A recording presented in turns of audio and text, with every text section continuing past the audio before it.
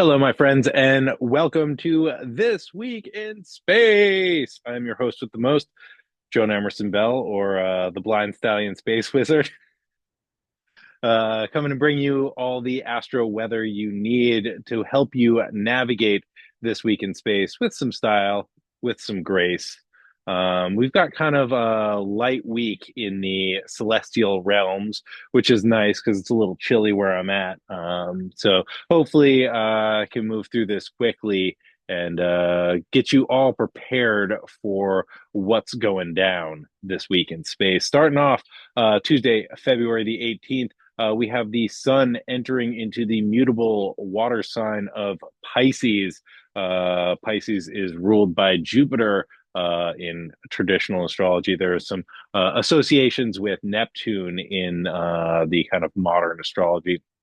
I tend towards the traditional rulerships because it makes more sense to me. But hey, whatever floats your boat. And I think that the outer planets are kind of like out there, right? And I think that they deal with sort of bigger themes. So it's hard to kind of pin them down to rulership. And I say this because, the kind of from Saturn on in through the moon, there's more of a personal relationship that us Earthlings get to have with these planets, whereas the outer planets are sort of so big and vast. And in some ways collective, that it's a little more challenging to get that personal relationship. We can sort of see how they unfold through epochs of time or eras or the zeitgeist, but they don't have the same sort of location here on Earth that the kind of traditional planets have, which is one of the reasons that I stick to the traditional rulerships, because through working with the planets in that traditional structure, we can build personal relationships with them, which I think is really helpful. Also, now that I'm on this point, I'll be teaching a class in the seven traditional planets that begins March 1st. I'll put a link in the show notes. But this is a class on the traditional planets through myth, magic, alchemy, and psychology. Each week, we are going to do a deep dive into one of the planetary archetypes, going from Saturn all the way down through the moon. So learning how to work with a planet magically, learning the myths that are associated with it, the alchemical processes associated with it, really getting to know the planet and how it shows up in the psyche and in the world. I'm going to be co-teaching this class with the brilliant alchemist and artist Marlena Seven Bremner. If you're interested, you can go to marlena7bremner.com and go to the classes tab and check it out, read the description, or sign up. We got a great group of people, and I'm super excited to teach it. This is the second time that we've taught it, and so far it's gone great. So yeah, check that out if you are interested in deepening your knowledge of astrology, but also deepening your understanding of the archetypes of these planets and how to work with them and how they show up.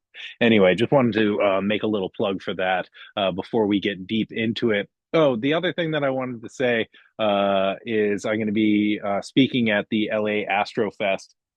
This is, I believe, April 25th through 27th in Los Angeles. I'll also put a link in the show notes if you're interested in checking that out. I'm going to be giving a talk on astrology and parts work, which is therapeutic modalities that perceive the psyche or the individual as a multiplicity of ideas or parts, right, that are all sort of have their own needs and desires, and learning how to work with the parts that arise. And I think astrology is a parts work model, right? We talk about, Saturn as responsibility or Jupiter as optimism, right? This is our responsible part, or our inner critic, right? Or our inner optimist, right? Or the, inner child.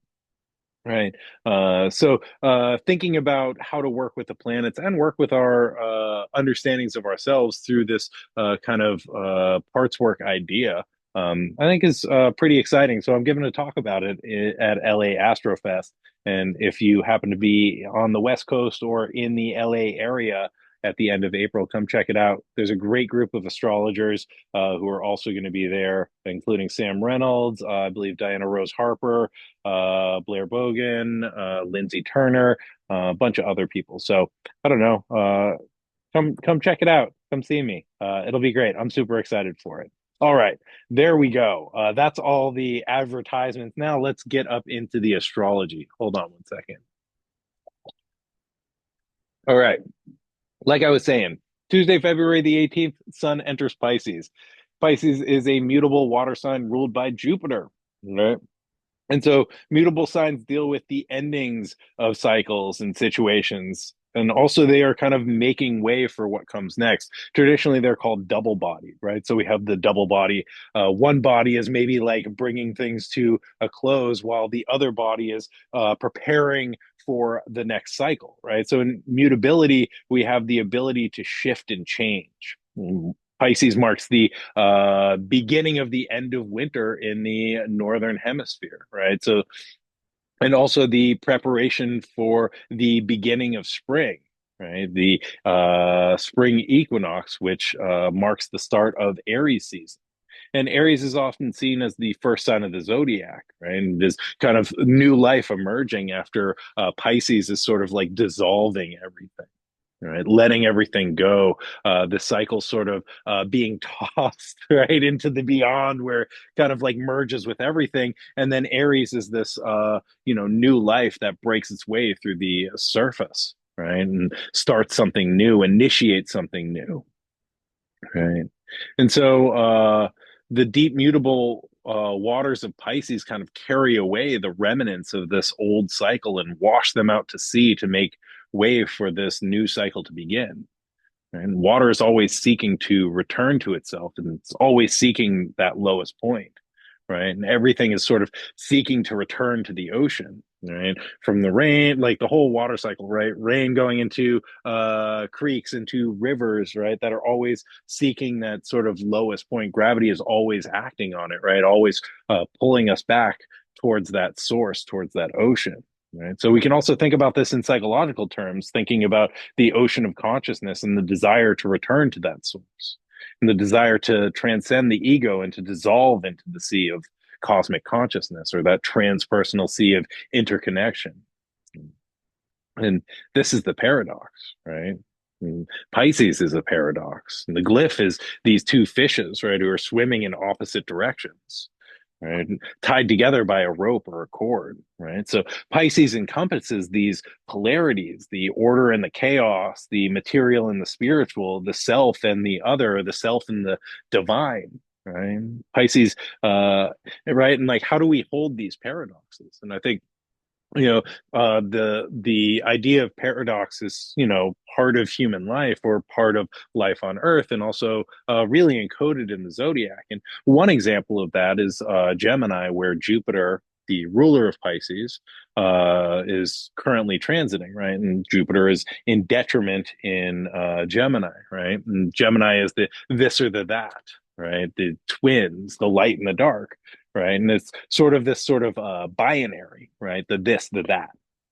And within the binary, there's also the secret third thing. But on the surface, Gemini is like this: the light twin or the dark twin. It's this or that, right? And I think with Pisces, we're seeking to kind of expand the picture and expand the frame to encompass the opposites and encompass everything around them. Right. So it's not just like this twin and that twin. It's like both twins and the place that they're standing and their past and their future. Right. And like maybe like the parallel lives that are happening simultaneously. Pisces really seeks to zoom out and expand and expand and expand until we can get the full picture. Right. And I think that full picture is also like we lose the frame, right? We lose the frame of reference. We lose the sense of time, whether it's day or night, right? Because it's just time, it's just happening. And I think that is the beauty of Pisces. And also, it can be very difficult, right? Because it's expanding the story and picture to such an extent that it can hold the opposites and hold everything, but also like then where are the boundaries? Where does it end? And this can be sort of mind-boggling, right? And so in the myth of Pisces, we have this comes from the Greek star myths, right? The myth of Pisces, there's the monster Typhon who is attacking Olympus, and he starts chasing Aphrodite, Venus, and her son Eros, right? They were terrified and unable to run from Typhon because he's so big and powerful. So they call upon Zeus for help, right? And they ask Zeus to turn them into fish so that they can escape into the ocean. So they dive in, and Zeus transform them into fish, and they're able to sort of get away, right? Aphrodite and Eros tie their tails together. They are tied together with a cord in some of the stories, so that they don't become separated at sea, and they be able to stay connected as they swim to safety. And so eventually Zeus kills Typhon, right? And Aphrodite and Eros are able to return to their original forms. And so Aphrodite puts these fish into the sky as the constellation of Pisces to honor them for their assistance and their service in her time of need, right? And so this is the kind of myth of the constellation of Pisces. And I just want to like explore this for a minute because I think there's some interesting stuff in here. So Typhon is a god of chaos, right? Typhon is the sort of like undifferentiated chaos. It's one of like the kind of gnarliest monsters, I think, in both the Greek pantheon and then uh, in the Egyptian pantheon. They are Apop, right? Who Ra has to battle in the solar bark every night when they go under the earth, right? It is just like pure chaos, right? Where like nothing means anything, like there's no differentiation, there is no order, like everything is constantly like imploding, exploding, right? Melting down. Being reformed, there's no differentiation. And I don't know if you've ever been through a time like that, but it's terrifying, right? Like pure chaos is really terrifying, right? It is the undifferentiated, like unstructured, where like everything is torn asunder. And Typhon is sort of the personification of this, right? This primordial state of chaos. And so we have this chaos monster coming to Olympus, right? Which is the seat of order, and in a lot of ways consciousness, right? This is the super consciousness, the gods, right? And if we think about the gods as the kind of archetypes that are running, like ruling our psyche, right? These like fundamental pieces of ourselves that are like, this is what I like, or this is what I do, or this is who I am, right? The kind of ordering principles that we base life around for ourselves and also in the world, right? We have the gods of rain, we have the gods of fire, we have the gods of information and messaging, right? We have all of these sort of like ordering principles. And in the story, we have this like chaos monster coming to devour the ordering principles of Olympus and the ordering principles of our consciousness. Just like that's scary stuff right there, right? So this chaos monster, Typhon, kind of locks in on Aphrodite, the goddess of love, and Eros, her son, who is the personification of desire, right? And chaos begins chasing our love and desire, right? And they can't get away, so they become fishes, um, or are rescued by fishes in some of the stories, right? And they tie each other together to maintain contact so they're not lost or swallowed up by the chaos or by the ocean, right? By the field that they're in, until Zeus or Jupiter, the ruler of Pisces, is able to defeat the monster of chaos and return things to order. So we have these themes of chaos threatening to swallow us up, right? And love and desire being sort of really targeted by chaos. And I think, a lot of what we are experiencing in the world, and I just want to preface this by saying I've been on vacation, so I haven't really looked at the news very much, but like there is a vibe, there is a feeling of what's going on, right? And the forces of chaos seem to be very targeted on things like love and desire, right? We're talking about like trans rights. We're talking about, the respect for human life and the desire of people to stop genocide, right? The desire to like not have mass killings, the desire for people to be able to experience joy, right, and safety and harmony. These are all, these are desires, right? These are fundamental human rights to be able to love who you love, to be able to be how you want to be able to live without feeling like you're going to be annihilated from above, you know?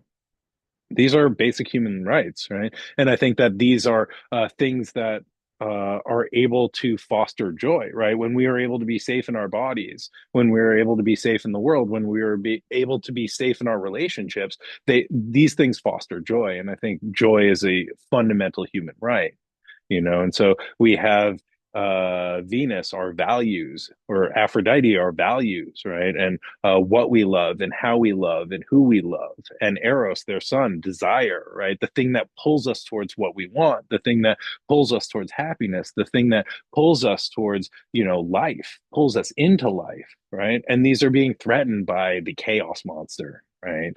The chaos monsters that seek to disrupt, right? That seek to tear things asunder, right? That seek to punish love and seek to, threaten people's desires, right? Or at least usurp them to their own evil ends, right?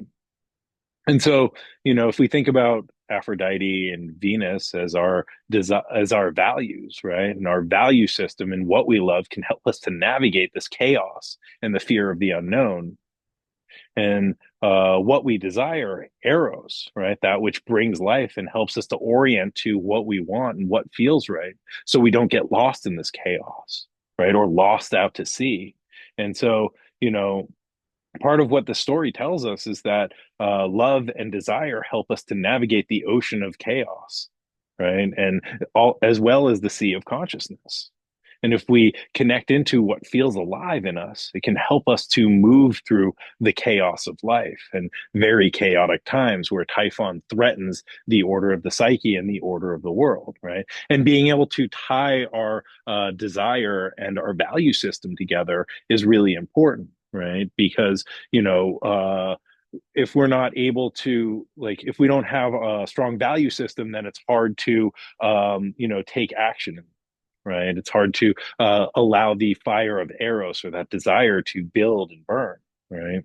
And also, if we're just all Eros, right, all desire without any values, then things can go awry. So I think it's really important how we relate, this sort of spark of life to our value system and what we love and how we, right? And so if we expand our view of this picture to, be able to be with what's challenging, right? The fear and the chaos, right? And to be able to have these sort of poles of love and desire, Aphrodite and Eros, that are able to sort of be navigating the sea, and also be able to sit with what's challenging, right? What's difficult, what's terrifying, and how do we turn towards this with love? And I think that this is part of the piece of Pisces, right? Is expanding this view and being able to make enough space to be with the chaos, right? To be with the fear, to be with the unknown,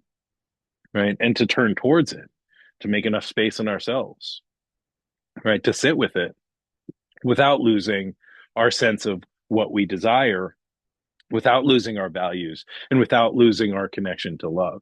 And I know that this was a little abstract, right? But this is just the beginning of Pisces season. I'll be talking more about it as Pisces season unfolds. But I don't know. I thought it was important or interesting to bring in this myth and, the sort of antidote to the chaos, which I think we're going, again, through a very chaotic time right now. And there's a lot of fear, right? And there is, a lot of fear that things are going to be torn apart, right? Or we're going to be lost at sea. And so how do we tie ourselves, right, to the things that we value, so that we're able to navigate this dark time and stay in connection? Which brings us to Thursday, February the 20th. We have Mercury in Pisces squaring Jupiter in Gemini. This is going down at 11 degrees and 43 arc minutes of these mutable signs. And so, I just kind of went on a weird mythological spiel about Pisces, but we are getting a lot of movement in this sign. So this is important. And I think this square between Mercury and Pisces and Jupiter and Gemini is like one of the bigger transits that we're experiencing this week. We have kind of a light astrological week, which is nice. Last week was like pretty chaotic. I think things have been full on for a little bit, so it's nice to get a little bit of a break and to sort of relax a little bit, kind of integrate the all the hits that we've been receiving. And so Mercury just entered into Pisces on Valentine's Day, February the 14th, right? And so Mercury is in their fall in Pisces, meaning that their skills of communication and information processing might create some issues. A planet in its fall has like its skills kind of turned against them, right? Which can be really challenging and very frustrating for that planet.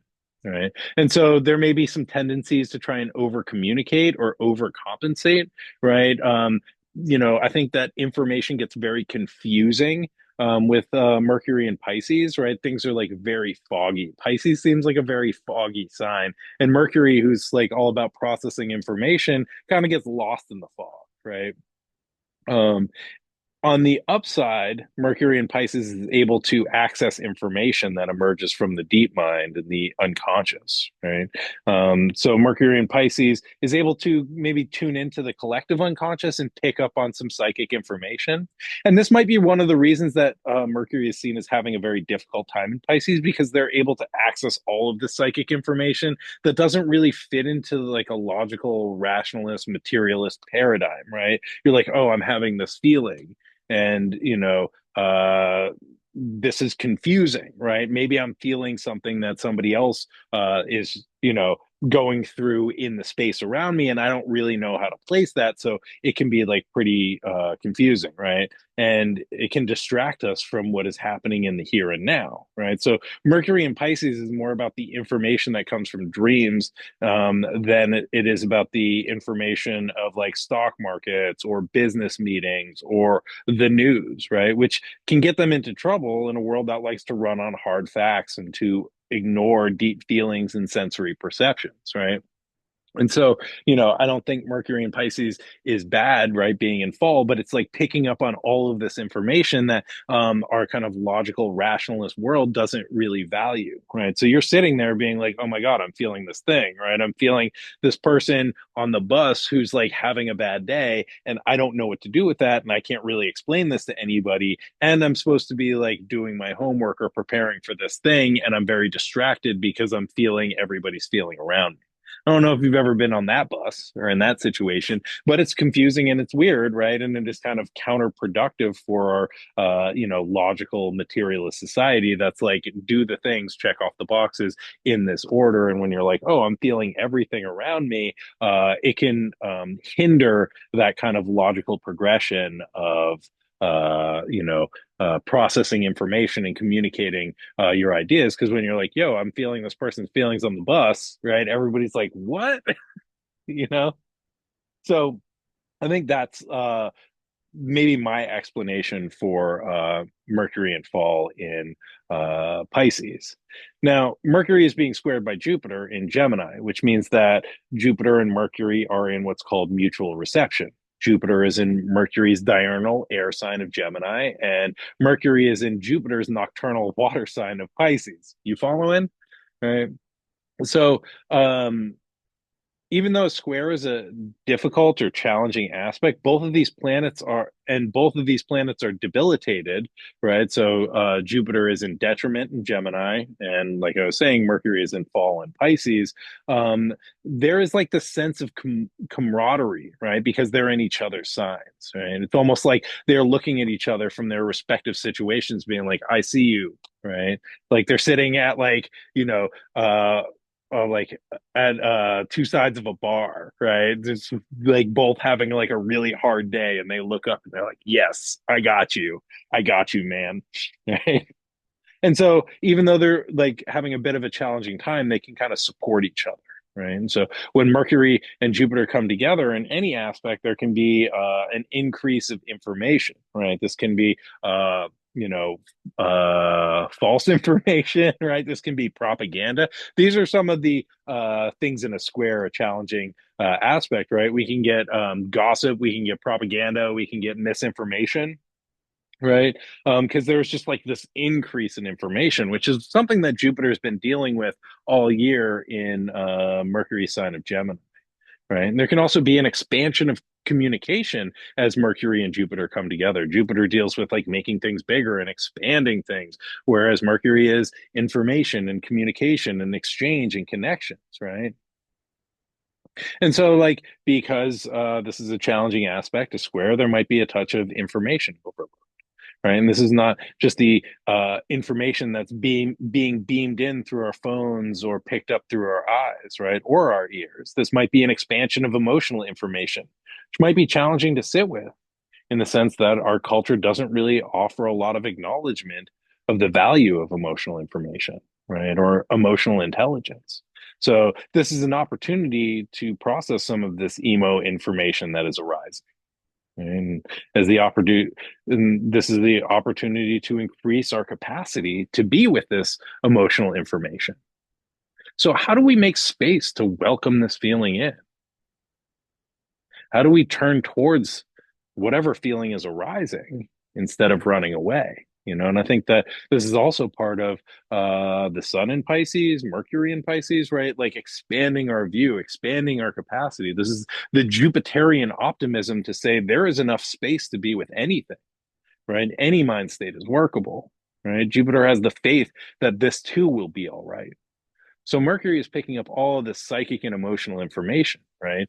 The genocide in Gaza and Sudan, right? The suffering of the world, the suffering of the planet as we navigate climate change and climate catastrophe, right? The people who lost their homes in the LA fires and where they're going, right? There's all of this sort of disturbance in the force, right? All of this sadness and suffering and hardship in the world. How do we allow ourselves to be with that instead of shutting down, right? And Jupiter is like, yo, I have the optimism and faith and the space to say, let me turn towards this, right? Let me open towards this, right? On a more personal level, maybe there are difficult conversations that need to be had, right? Or maybe that there are uncomfortable feelings that we're sitting with because of the state of the world. Jupiter says, I have the capacity to be with whatever is present.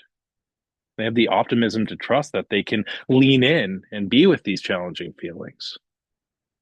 The square asks us to not just, the square asks us to not just what, excuse me, the square asks us what happens when we create a little bit more spaciousness to be with these feelings. Can we notice this? Right? How do we notice this?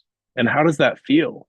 Right? Instead of moving away or like escaping or seeking towards pleasure, right? To erase the challenging feeling. How do we just be with? Right? How do we allow whatever is arising and trust that we have enough space for that? There's a sense of expansiveness with this square that I'm kind of getting, right? But I think this sense of expansiveness takes awareness, right? I think instinctually there's a desire to kind of contract or turn away from these feelings, right? That feel illogical or overwhelming, right? The desire to run from Typhon and the chaos, right? And I think what happens when we turn towards it, when we open towards it, right? We're able to increase our capacity just a little bit and be present, you know. And I think when we're able to do this, something magical can happen. I think on another level, there also may be the desire to speak up and to speak out. Jupiter expands our ability to communicate, right? And in this relationship with Mercury. Um, but you might just want to think about what you're communicating and what you want to communicate, right? And It might not be and like how and the best forum to communicate, right? What is the best avenue to get your point across? And it might not be in the comments of your uncle's Facebook post, right? You're like racist uncle who's like going on a tirade about something. Like commenting in the comment section may not be like the best avenue to get your point across. Also, be think about right speech, beware of gossip, right? And think about what is a skillful way to communicate what feels alive in me, right? With both of these planets in disability, we might not know what we want to communicate or the best way to get it out. So maybe doing some writing or journaling or drawing or dancing or processing to get some clarity on what you're trying to say before you have that conversation, right? Before you just like jump into the comment section, right? Before you yell it from the mountain, just seeing like what it's like to get a little bit of clarity, right? And even if you realize that you're not sure how you were feeling or what you were trying to say, that can be okay too, right? Being able to acknowledge that. And also with the square, we might tend to miss some of the little things, right? Jupiter tends to be pretty expansive, and Pisces is like, yeah, everything's good, right? So we might be like missing some of the details that both Mercury and Gemini are kind of into, right? Um, so just be aware, right? And think about if we slow down and pay attention to the little bits that compose the whole, there may be valuable information that can support us in making good choices this week, right? There also might be a tendency to like take on too much, right? Jupiter wants more and more and more, and Mercury is very like quick and communicative. So it's like, yes, yes, yes, right? Likes that plurality, right? And because this is a hard aspect, right? Things like limits and boundaries might get foggy or unclear, and we can end up saying yes to too many things and be left with the difficult feeling of breaking plans or not wanting to hurt people's feelings by backing out. So just doing the thing that we don't want to do because we said yes 2 weeks ago. So just look before you leap and double check your work, before you send that email, and just check your schedule before you say yes to things. All right. All right. Moving right along on Sunday. Yeah, Sunday, February 23rd. This is the last duo of transits that we're getting this week, and they kind of run together. So first, a little earlier in the day, we have Mercury in Pisces trining Mars, who is at this moment retrograde in Cancer, 17 degrees of the cardinal water sign of Cancer. And then later on in the day, about 10 hours later, Mars will station direct in Cancer at 17 degrees.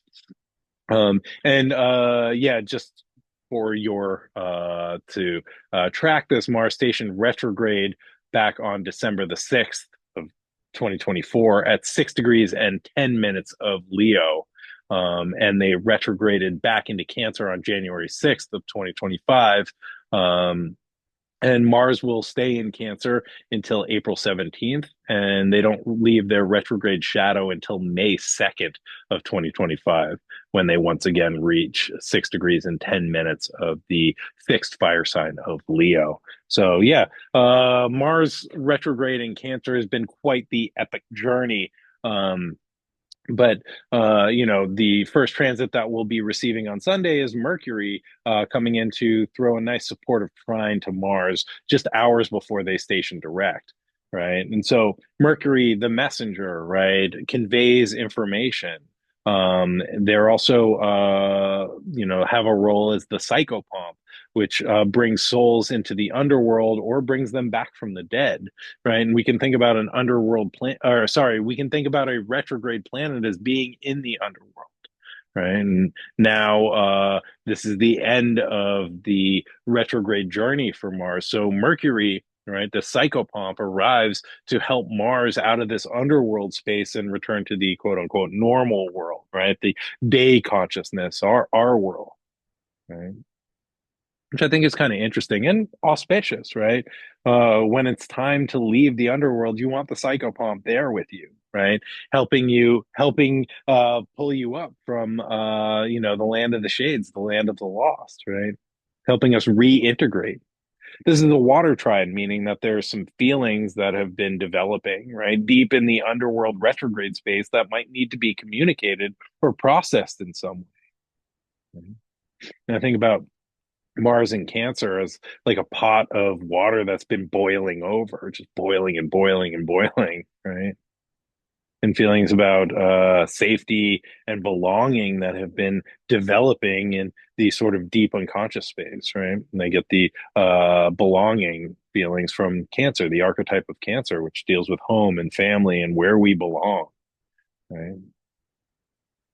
And I think Mercury can help give words to these feelings that have been brewing, right? And sorting out in the deep pools of the self in this like Cancerian space that Mars has been sort of fighting and struggling through, right? Or kind of retreating through and turning inward.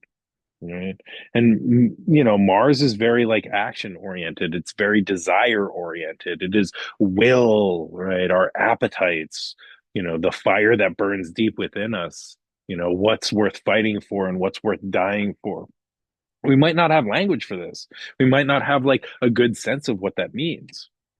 And I think Mercury arrives and is like, hey, do you want to talk about it, bro? Right? How are you feeling? Mars is like, oh, Mars don't like feeling, right? Mercury's like, okay, let's talk it out, right? Let's talk it out. Which I think can be really helpful, you know? And so, I think Mercury can help give words to these feelings, right? Can help us process what has been coming up or what has been sort of brewing since December the 6th. It's a long time, last year, right? When Mars went retrograde, you know? And this is the question that we can ask ourselves: what has been brewing or developing since December the 6th, right? In all these months, and allowing a little space to see if there are words or phrases or symbols or images that come to mind. And I think that Mercury, right, the messenger, like communication, doesn't always communicate in English, right? Doesn't always communicate in words. Sometimes it communicates through the deep mind, through symbols, right? Through synchronicities, through events, right? Through something like a book falling off the shelf and be flying open to a page, right? And so, as we are getting this trine at the end of the week, right? Just seeing, and asking this question: what has been brewing? What has been boiling over? Right? What have I been retreating from? What have I been fighting? What's worth fighting?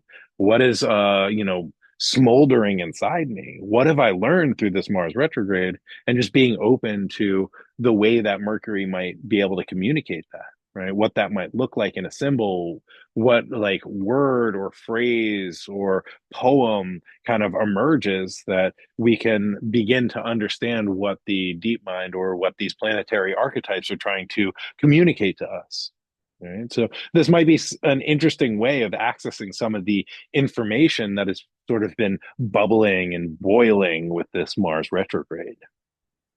And so that moves us to Mars's direct station at 17 degrees of Cancer, which is going to be occurring on this Sunday, February the 23rd.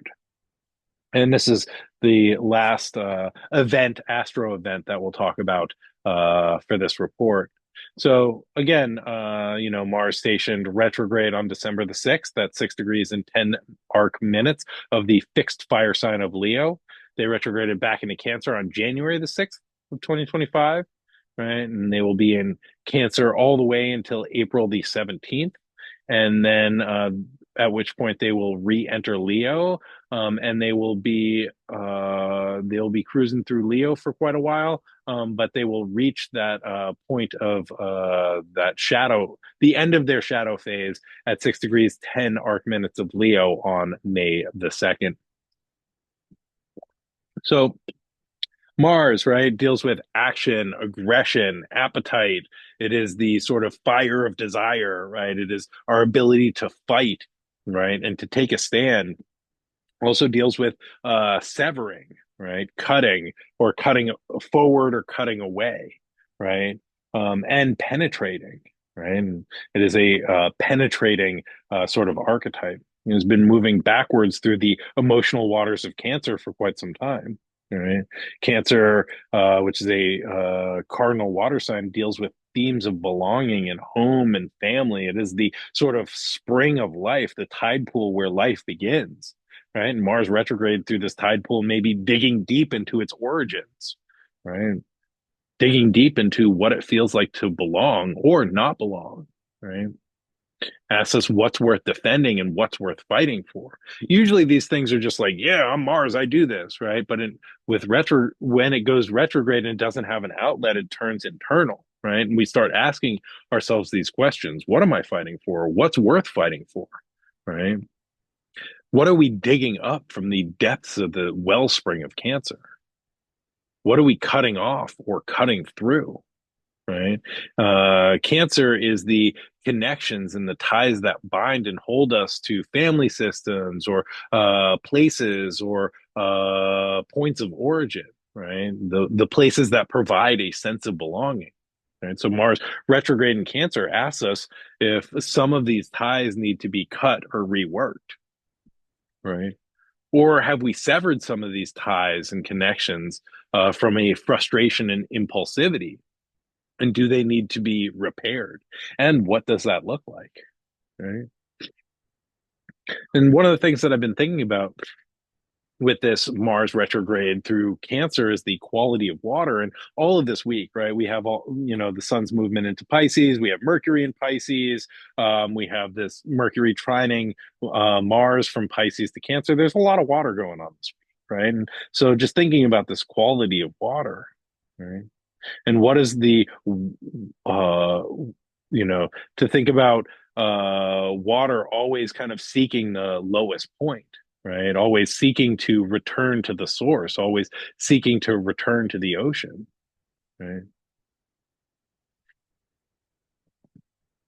And to think about, like, what is this water of life? What is the water that provides life? you know for humans, it's like the milk of our mothers, right? Or it is the blood through our veins, right? The blood of family, right? And I think about all the kind of like microbes and bacteria that promote life, right? That exist in these, substances in these fluids, right? And then the tide pool that we are kind of formed in, and how variety of life flourishes, right? In these tide pools, right? In these, in the water of life that provides sustenance. There's all of these things, like it's teeming with life, with bacteria, with, microbes that are all living and sort of moving about.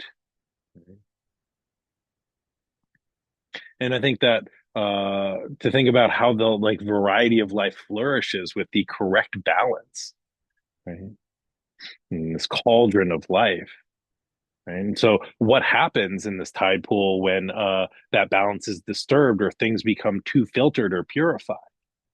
Right? One of the ways I've been thinking about Mars through Cancer is about rediscovering that balance, right? And promoting that balance and defending this. And this is not purifying our psyches or ourselves. It's about having that balance that promotes life and working to maintain and defend that, right? Because if that water is like super purified, then life can't flourish there, right? And, I think it's really important to think about the things that actually nurture and nourish life, right? Because it is not like a cold, sterile environment, right? Life doesn't flourish in an Apple store, right? Life flourishes in places where life flourishes, right? Where other things are living and there's a diversity, and I think that while Mars and Cancer can be like, I'm defending like my thing or where I belong or my species, right? Or my race or my homeland, right? When we expand this a little bit, and I think that the trine for Mercury in Pisces helps us to do this, is be like, oh, like the kind of biodiversity like also is what creates life, allows this tide pool of Cancer to really function, right? And if we're going to try and remove something from this ecosystem, it's really going to be detrimental. It's going to create a lot of harm to the system and will really slow down the ability to cultivate life, right? And so Mars is in fall in Cancer, right? And again, planet in fall has their sort of attributes and benefits kind of used against them, and it can be really frustrating, right? And so Mars's willingness to fight, right? Their anger, their will, right? Kind of hem them up and get them in trouble.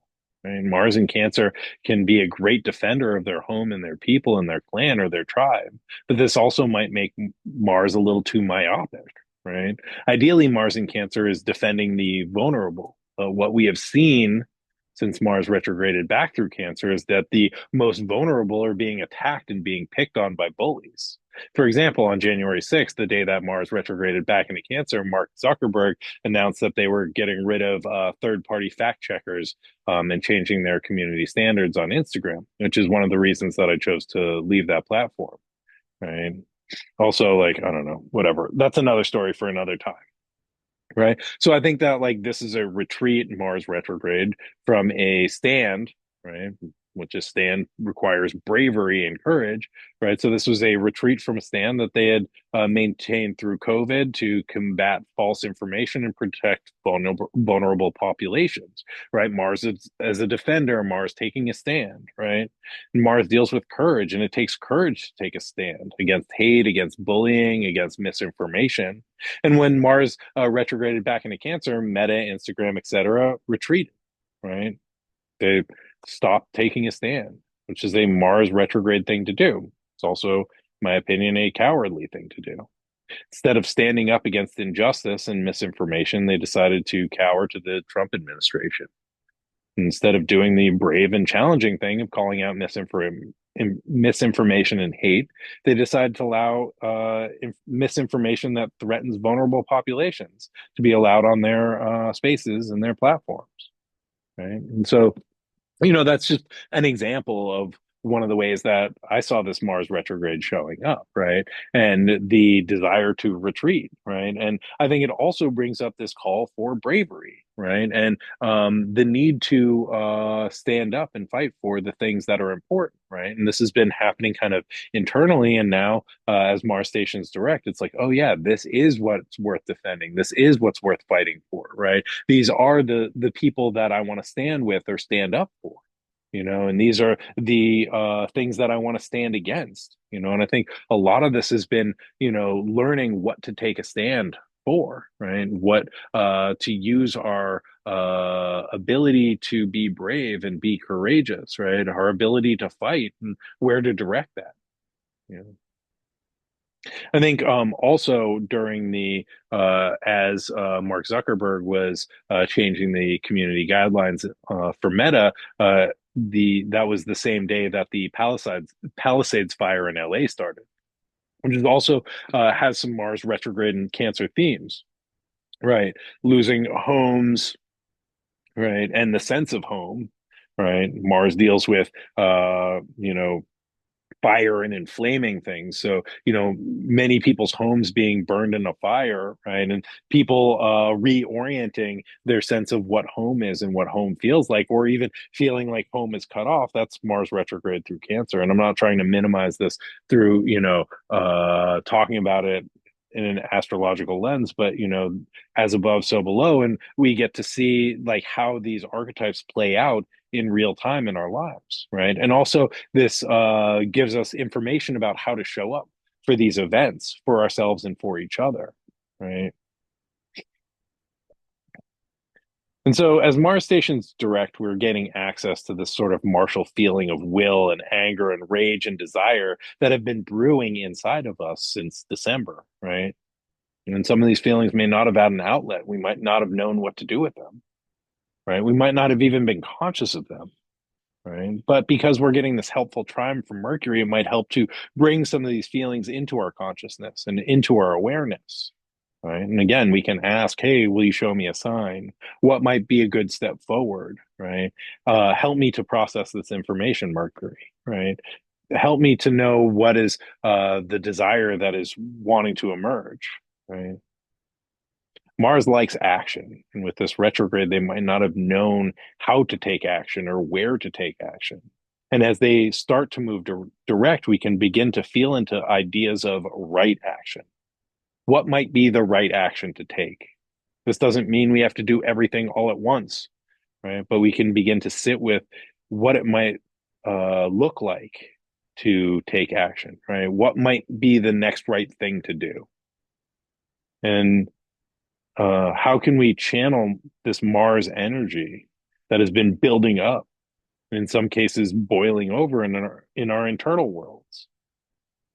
Now that Mars is stationing direct, we can get ready for the Venus retrograde, right, which begins March 1st in the Mars ruled sign of Aries and lasts until April the 12th when Venus stations direct in Pisces, which is the sign of their exaltation. So, from one retrograde to the next. But hey, your old buddy Jonah will be here with you, helping you to navigate the signs and symbols that the astrology brings to us.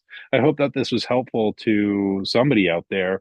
I appreciate y'all for tuning in. Let's see here. Yeah, that's all the astro weather that is fit to print, my friends. Whew, that's another week in space. I'll be back at you next time, same wizard channel, to help you know what's coming up with the astrology and the whatever is arising in the celestial spheres and how we can work with that in skillful ways, or at least I hope so. Again, couple announcements. I will be giving a talk on astrology and parts work and IFS at LA Astrofest. I believe that's April 25th through 27th in LA. I will put a link in the show notes if you're interested in looking at that or checking it out or coming to see this talk. I'm super excited for that. Also, I'm teaching a class with the brilliant and talented Marlena Seven Bremner on the seven traditional planets through myth, magic, alchemy, psychology. You name it, we're talking about it. Learning how to work with the archetypes of the planets, how to notice them in our lives, and to build better relationships with them. So I will also put a link to that in the show notes. That's beginning March the 1st. Also, I'm releasing this as a podcast just in case you don't want to watch me. If you don't want to see my cool costumes, you can get it as a podcast. It's on Apple and Spotify. Might be some other places. I'm not really sure how any of this works, but I'll put a link to that in the show notes as well. And yeah, if there's a podcast forum that you would like to receive it on, just let me know and I'll do what I can to make that work for y'all. And then I guess like and subscribe. I don't know if that feels right for you. I guess that's what everybody says to do. I don't really know why, but if it helps, let's do it. And what's more important than that is if there are people that you think would benefit from this, just let them know. Send it along to them because I do this for the fun and for the love of the game, and also, I think that some of this information might be helpful for folks. So if you know somebody who might benefit from this, just send it on to them so that we can spread the word and just give people the tools that might help them to navigate their week in space. That's it. I think that's it. Thanks so much for tuning in. Oh yeah, the last thing that I'll say is usually I'm available for tarot and astrology readings. I'm on vacation until the first week of March, at which point I will be setting up my practice again, and hopefully, God willing, be cranking out my Melee report, which is a sometimes weekly astrology themed radio show that can be found on SoundCloud. Since I've been traveling, I haven't done it, but I'm looking forward to getting back to it because I have so much music burning a hole through all of my playlists. So that's something to look forward to for me and hopefully for you as well. All right, my friends. Thanks a lot for tuning in. I hope you all doing well out there. And I'll see you next time. But till then, be good to yourselves, be good to each other, and may the force be with you. Bye now.